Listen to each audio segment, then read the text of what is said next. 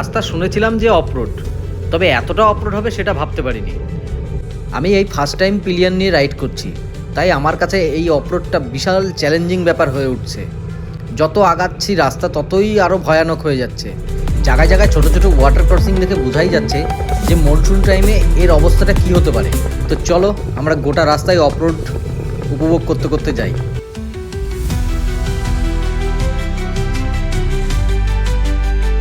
কাল প্রচণ্ড অফরোড করে আমরা পৌঁছেছিলাম দার্জিলিংয়ের খুব সুন্দর একটা ছোট্ট গ্রাম চটকপুরে। আর আজ থাকছে অন্য একটি ডেস্টিনেশন। কোথায় যাচ্ছি, কোথায় থাকছি, আর কি বা করছি সবই তোমাদের দেখাবো। তবে গল্প গাড়ি ছাড়ার আগে তোমাদেরকে ওয়েলকাম জানাই, আমি ম্যাভরিক পার্থ।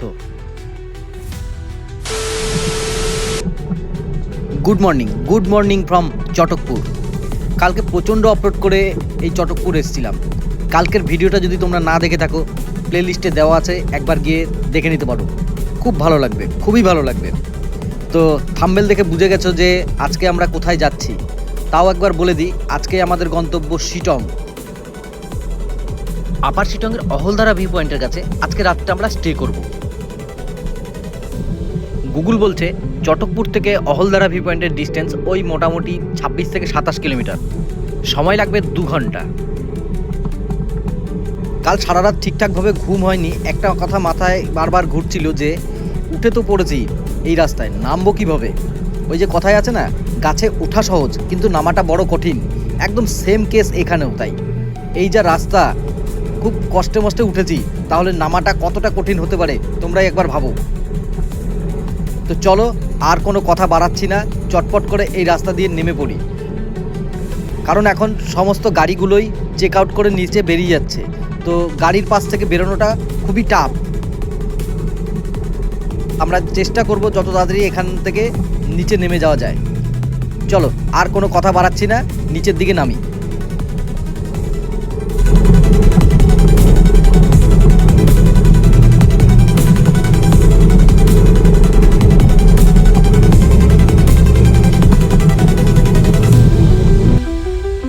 টয় ট্রেনের লাইন দেখে তোমরা বুঝেই গেছো যে আমরা নেমে চলে এসেছি সোনাডার রাস্তায়। আর এখন যেই টাইম, এই টাইমে কোনো টয় ট্রেনের দেখা আমরা পাবো না। আমার বাকি 4 জন পার্টনার সামনে কোথাও দাঁড়িয়ে আছে, আগে ওদের সঙ্গে মিট করতে হবে, দেন তারপরে আমরা ওখান থেকে বেরোবো। এই তো পেয়ে গেছি ওদের। চলো তাহলে ওদের কাছে কিছুক্ষণ দাঁড়াই, একটু কফি টফি খাই, দিয়ে এখান থেকে বেরিয়ে যাবো আমরা শিটংয়ের দিকে। চলো তাহলে এখানে একটু কফি ব্রেক নিয়ে নিই। কফি বিরতি নিয়ে আমরা বেরিয়ে পড়লাম শিটংয়ের দিকে। শিটং কিন্তু আরও একটা নামে বেশ প্রসিদ্ধ, সেটা হচ্ছে ভ্যালি অফ অরেঞ্জ। শিলিগুড়ি থেকে শিটং আসার অনেকগুলোই রাস্তা আছে। তোমরা শিলিগুড়ি থেকে সেবক হয়েও আসতে পারো, আবার শিলিগুড়ি থেকে কার্শিয়াং দিয়ে তোমরা এই শিটং আসতে পারো, অথবা শিলিগুড়ি থেকে রামভি ভিউ পয়েন্ট ও মংপু হয়েও তোমরা এই শিটংয়ে আসতে পারো।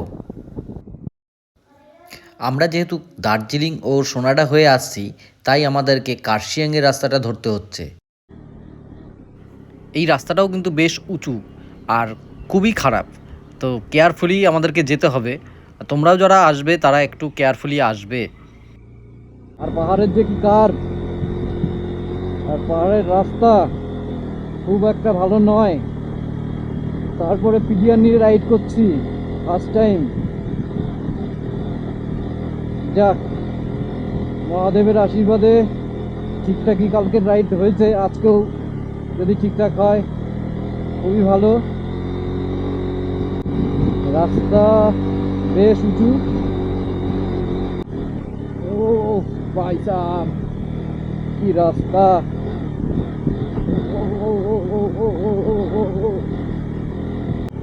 এবার একটু রাস্তা বেশ ভালো, সুন্দর টান রাস্তা। দেখা যাক কতদূর যাওয়া যায় এরকম রাস্তায়। দুদিকে পাইন গাছ উঁকি মারছে, তার ভিতর থেকে রোদ।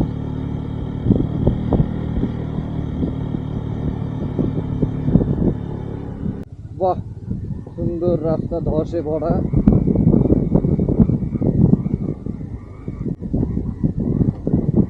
রাস্তা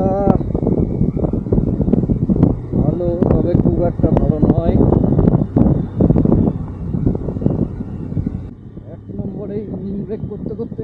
যাচ্ছি।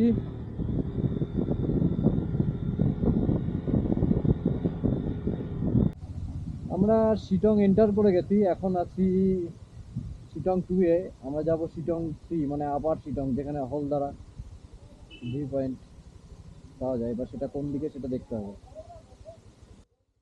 আমরা এখানে একটু দাঁড়াবো, এখানে দাঁড়িয়ে মোমোর স্বাদ উপভোগ করব, দিয়ে বেরিয়ে যাবো আমরা শিটং 3 মানে আলগাড়ার দিকে।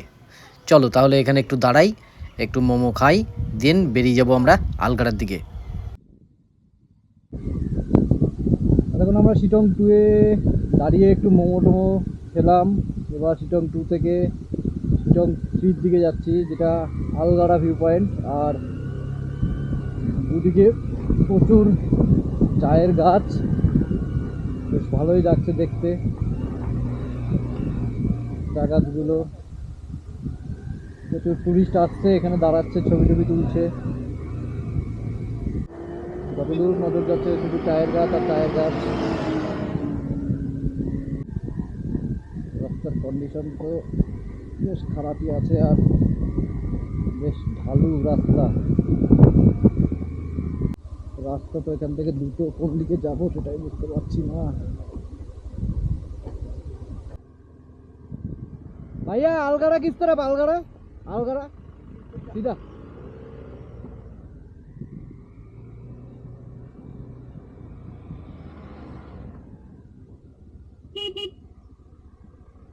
ড্রাইভার দাদার কাছ থেকে জিজ্ঞেস করে নিলাম আলগাড়ার রাস্তা সোজাই। কেয়ারফুলি নামতে হচ্ছে, কারণ সামনে থেকে যদি কোনো গাড়ি আসে তাহলে খুব মুশকিল।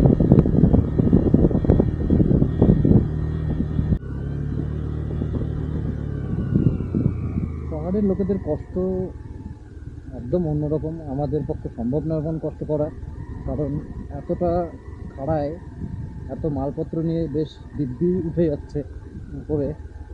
আমাদের হলে ভীষণই চাপ, কারণ রাস্তা বোঝাই যাচ্ছে প্রচুর খারাপ।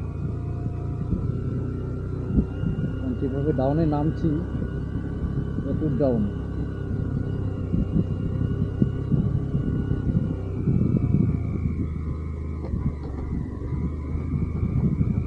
এর জন্য এই সমস্ত লোকেদের শারীরিক সমস্যা খুবই কমই হয়, আর হয়তো তার জন্য হাইটও একটু শর্ট হয়। জানা নেই কী কারণে ভারী লোকেদের হাইট শর্ট। বন্ধুরা এখনও আসেনি, অনেকটাই পেছনে পড়ে আছে, আমি একটু আগে বেরিয়ে চলে আসলাম।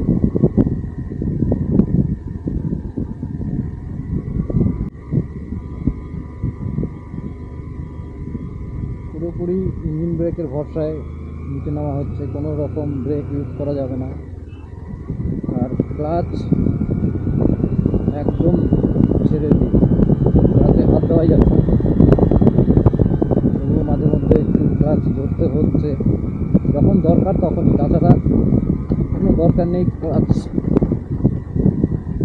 ইউজ করার, গিয়ার শিফটিং বাদ দিয়ে। এখানে যেমন লেবুর গাছ দেখতে পাওয়া যাবে, তার সাথে সাথে আরও একটা গাছ দেখতে পাওয়া যাবে, যেটা হচ্ছে সিংকোনা গাছের ফার্মিং। এখানে প্রচুর সিংকোনা গাছ, চারিদিকে সিংকোনা গাছ ফার্মিং হয়।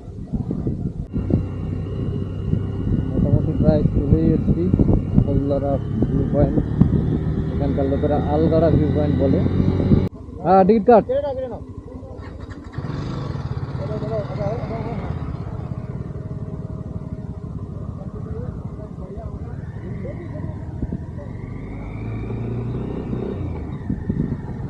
চলো টিকিট কেটে উপরে উঠে গেলাম।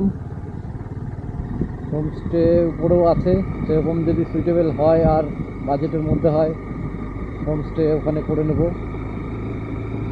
করে ওখানে স্টে করব। অবশেষে এসে পৌঁছালাম হলদারা ভিউ পয়েন্ট, আলগাড়া ভিউ পয়েন্টে। দেখি ওরা উপরে যাচ্ছে, কি বক্তব্য শুনে আসুক, তারপরে আমরা যাব।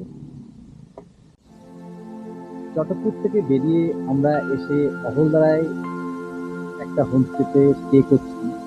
আর হোমস্টের বাইরেটা ঠিক এই রকম, হোমস্টের নামটা তোমাদেরকে একবার দেখিয়ে দিই। হোমস্টের নাম হচ্ছে গ্রিন হিল হোমস্টে। এই গ্রিন হিল হোমস্টের কন্ট্যাক্ট ডিটেলস এইখানে দেওয়া থাকলো। যদি কেউ আসো তো এখানে কন্ট্যাক্ট করে আসতে পারো। এই গ্রিন হিল হোমস্টের যে ঝর্ণাদি আছে, ঝর্ণাদি খুবই ভালো। ঝর্ণাদির ব্যবহার একদম অপূর্ব ব্যবহার। একবার তোমাদেরকে এন্ট্রান্সটা দেখিয়ে দিই। এই হচ্ছে গ্রিন হিল হোমস্টের এন্ট্রান্স। এখানে তোমরা একটা খুব সুন্দর এরকম দোলনা পাবে। এই দোলনায় বসে এইদিকে প্রাকৃতিক সৌন্দর্য উপভোগ করতে পারবে। চাইলে চাইলে এখানে বনফায়ারের ব্যবস্থা আছে, বনফায়ার করলেও তোমরা করতে পারো। আমাদের গাড়িগুলো এখানে রাখা আছে। আর এইদিকে পরিবেশটা একটু শুধু দেখো, যতদূর দেখবে শুধু সবুজ পাহাড় তোমরা দেখতে পাবে। এই দিক থেকে সানসেট হচ্ছে সেটাও তোমরা দেখতে পাবে। সানসেটটা খুবই সুন্দর লাগছে। ওয়েদার ক্লিয়ার থাকলে আলো খুবই ভালো লাগে। তো তোমাদেরকে একবার আমি রুম টুরটা দিয়ে দিই। এইদিকে ডাবল বেড, এইদিকেও ঠিক ডাবল বেড আছে। বাথরুমে গিজার ফেসিলিটি আছে, ওয়েস্টার্ন কমোড আছে। যদিও বাথরুমটা এখন দেখাতে পারছি না, আমাদের একটা পার্সন বাথরুম ইউজ করছে। তো চলো তোমাদেরকে একবার হোমস্টের বাইরেটা কেমন সেটা একবার দেখিয়ে দিই। বাইরেটা, হোমস্টের বাইরেটা খুবই সুন্দর। একবার দেখো,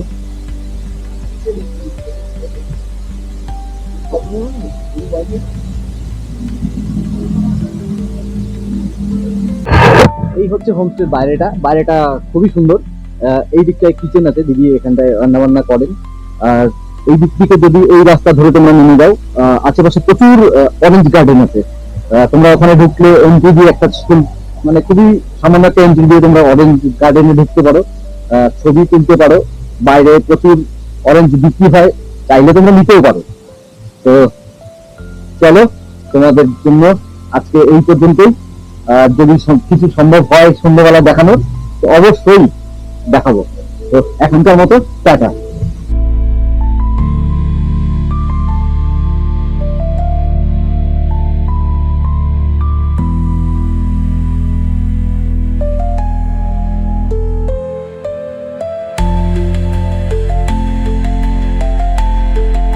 আজকে একটা বিশেষ দিন। বিশেষ দিনটা হলো এই, আমাদের সঙ্গে পার্টনার, রাইডের পার্টনার এই যে মনার আজকে বার্থডে। তার একটা ছোট্ট করে কেক আমরা নিয়ে এসেছি এই বার্থডে সেলিব্রেট করার জন্য। চল মোমবাতিটা ধরা, এই যে এইদিকে মোমবাতি ধরানো হচ্ছে। আমরা মনার বার্থডে সেলিব্রেট করব, সবাই একটু উইশ করো ওর জন্য। মনা, হ্যাপি বার্থডে ভাই, খুব ভালো থাক। নতুন বছর তোর জন্য খুবই খুবই খুবই ভালো হোক। তো চলো আমরা একটু মনার বার্থডে সেলিব্রেট করে নিই তোমাদের সাথে। গতবার আমরা যখন রাইডে এসেছিলাম, মনার বার্থডে এইভাবেই আমরা সেলিব্রেট করেছিলাম। আজকেও আমরা সেলিব্রেট করছি। Happy birthday to you, happy birthday to you. নিভে গেছে। আমাদের সঙ্গে আছে প্রীতম, মিষ্টু, এইদিকে আছে রিজু, এদিকে আছে প্রসেন। আমরা মনার বার্থডে সেলিব্রেট করছি। মনার বার্থডে কেক খাই দিচ্ছে রিজুকে। আসো।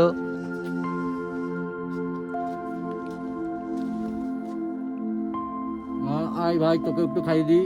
মনাকে আমি বাঁ হাতে খাই দিচ্ছি, কিছু মনে করবেন না, কারণ ডানাতে আমার ক্যামেরাটি আছে, সেজন্য বাঁ হাতে খাই দিলাম।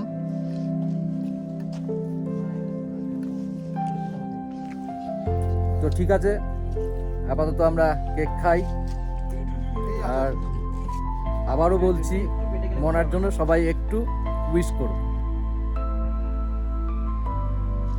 সকালবেলায় ঘুম থেকে উঠে একটা বেশ সুন্দর জিনিস দেখলাম এখান থেকে, তো ভাবলাম তোমাদেরকে একটু দেখাই, তাই তোমাদেরকে নিয়ে আসলাম। এইখানে যে একটা লন মতো আছে এই রান্নাঘরের সামনে, এই লনের সামনে এখানে দাঁড়িয়েছিলাম। তো ওই যে দূরে একদম ফুল রেঞ্জ কাঞ্চনজঙ্ঘা, কিন্তু চকচক করছে। যদিও অতটা জুম হচ্ছে না, সকালবেলায় ওয়েদার পুরো ক্রিস্টাল ক্লিয়ার ছিল, তার জন্য একদম স্পষ্ট দেখা যাচ্ছিল। ক্যামেরার চোখে হয়তো অতটা ভালো দেখা যাচ্ছে না, তবে নিজের চোখে দেখার একটা আলাদাই অনুভূতি। তো এইখানে আশা করি একবার এসে এই যে ভিউ আর এই যে চারিদিকের এই রকম মনোরম পরিবেশ, এক কাপ চা চুমুক দিতে দিতে এটা দেখার মনে হয় তা কেউ মিস করবে না। তো এক কাপ চা মুখে দিতে দিতে এই দৃশ্যটা দেখতে হলে এখানে আসতে হবে। তো চলো একটু আমিও চা খেয়ে নিই, চা খেতে খেতে একটু কাঞ্চনজঙ্ঘা দেখি। তোমরা এসো, তোমরাও জিনিসটা দেখতে পাবে। চলো।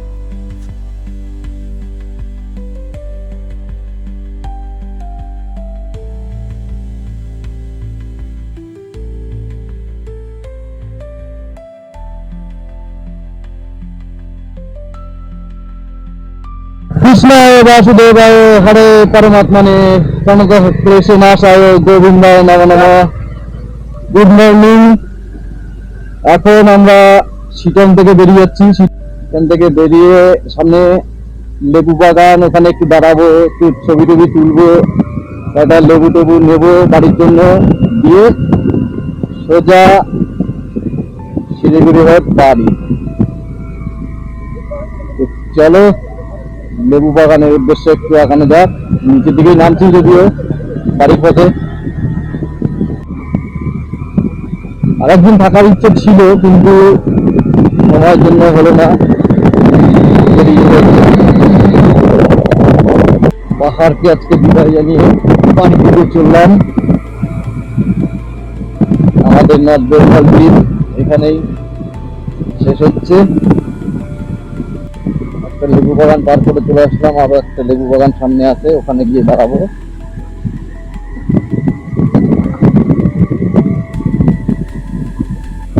সেখানে প্রচুর হোমস্টে আছে, মোটামুটি পার হেড 1200 থেকে 1300 চার্জ এখানে করছে 3 টাইম মিল দিয়ে। এখানে এসে একটু বার্গেটিং করে নিলে একটু কম করা যায়। তো সেটা এখানে এসে বুকিং করাটাই বেটার ফোনে বুকিং করার থেকে। ঠিক টাইম মতো ঢুকে গেলে প্রচুর রুম অ্যাভেলেবেল থাকে। এখানে আছে। এই যে সামনে চলে এসেছি আমরা লেবু বাগানের কাছে, এখানে দাঁড়াবো, কিছু লেবু টেবু পাবো। এই যে চারিদিকে প্রচুর লেবু গাছ, এখানে এখন একটু দাঁড়াবো।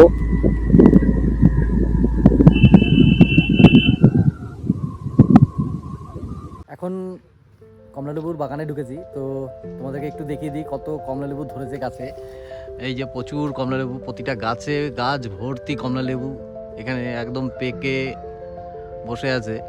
তো এখানে ঢুকতে গেলে এন্ট্রি পার হেড 50 টাকা করে দিতে হবে। 50 টাকা পে করে আপনারা এখানে অরেঞ্জ গার্ডেনে ঢুকতে পারবেন। আর যদি কেউ এখান থেকে লেবু নিতে চান অরেঞ্জ গার্ডেন থেকে, তাহলে 1 ডজন মোটামুটি 200 থেকে 250 টাকা পর্যন্ত পড়বে সাইজ অনুযায়ী। তো কেউ যদি আসেন তাহলে এখানে প্রচুর অরেঞ্জ গার্ডেন আছে, যে কোনো গার্ডেনে ঢুকতে পারেন। আর বাইরেও লেবু বিক্রি হয়, একই দাম মোটামুটি। তো যে যেমন যার পছন্দ সে তেমনভাবে লেবু নিতে পারবেন। তো চলুন একটু লেবুর বাগানটা দেখিয়ে দিই।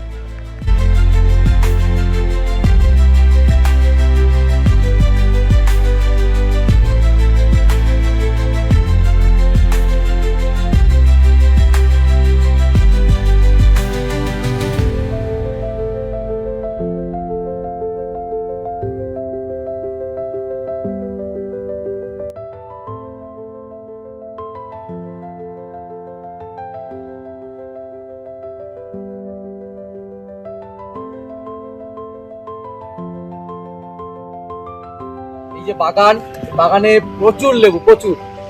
এই বাগানে এসে লেবু খাওয়ার একটা আলাদা মাধুর্য, নিজে হাতে পেরে খেতে পারবে না যদিও। তো বিষয়টা হচ্ছে কিনে খেতে পারবে। বাগানে টাকা পে করে বাগান থেকে হয়তো রিকোয়েস্ট করলে নিজে লেবু ছিঁড়ে খেতে পারবে এক একটা। তার বেশি অনিয়ম করলে 500 টাকা ফাইন পর্যন্ত এখানে দিতে হতে পারে। তো এখানে আসবে একটু কেয়ারফুলি, কারণ কোনো গাছের ফল এরা ছিঁড়তে দেয় না। এরা একদমই গাছের ফল ছেঁড়াটা অ্যালাউ করে না। তো পে করে যতটা লেবু নেওয়ার, সেখানে একটা রিকোয়েস্ট করে একটা লেবু হয়তো ছিঁড়তে দিতে পারে। হ্যাঁ, তুমি লেবু ছুঁয়ে ছবি তোলো, প্রচুর ফটো সেশন করো, কোনো বাধা নেই। 50 টাকা পে করে ভেতরে ঢোকো, যা খুশি তাই করো, বাট কোনো লেবু ছেঁড়া যাবে না।